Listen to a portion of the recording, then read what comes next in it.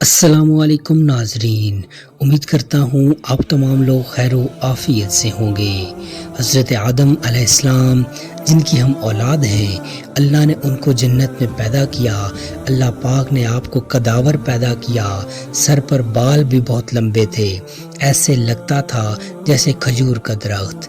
اللہ پاک نے حضرت آدم علیہ السلام کو جنت میں ہر چیز کھانے کی اجازت دی، مگر ایک درخت کے پھل کو کھانے سے منع فرمایا۔ حضرت سیدنا آدم علیہ السلام سے لغزش ہوئی، آپ نے اس درخت کے پھل کو چکھ لیا جس کو کھانے سے اللہ پاک نے منع فرمایا تھا۔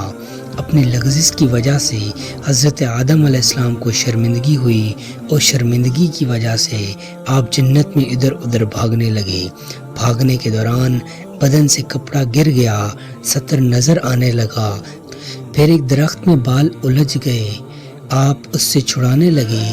تب اللہ نے پکارا جس کا مفہوم ہے، اے آدم کیا تو مجھ سے بھاگتا ہے؟ کہا نہیں یا اللہ، میں شرمندہ ہوں۔ مختلف احادیث کے مطابق حضرت سیدنا آدم علیہ السلام اپنی لغزش پر 300 سال تک ندامت سے روتے رہے۔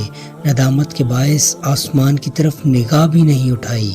حضرت سیدنا آدم علیہ السلام اپنے لغزش پر اس قدر روئے کہ آپ کے آنسو سے چھوٹے چھوٹے چشمے پیدا ہو گئے، اور اسی پانی سے اللہ تعالیٰ نے خوشبودار پھول پیدا فرمائے۔ میرے دوستو، اللہ پاک ہمارا خالق ہے، ہم مخلوق ہیں۔ اللہ بہت طاقتور ہے، ہم کمزور ہیں، ہم گناہ کے پتلے ہیں۔ گناہ کا سرزد ہونا انسان کی کمزوری ہے۔ اگر ہم سے کوئی گناہ سرزد ہو جائے تو ہمیں اللہ پاک سے معافی مانگنی چاہیے۔ اللہ بہت رحیم و کریم ہے، مہربان ہے، بخشنے والا، معاف کرنے والا ہے۔ امید کرتا ہوں آپ کو ہماری آج کی ویڈیو پسند آئی ہوگی۔ مزید ایسی انفارمیٹیو ویڈیوز دیکھنے کے لیے چینل کو سبسکرائب کر لیجئے۔ جزاک اللہ خیرہ۔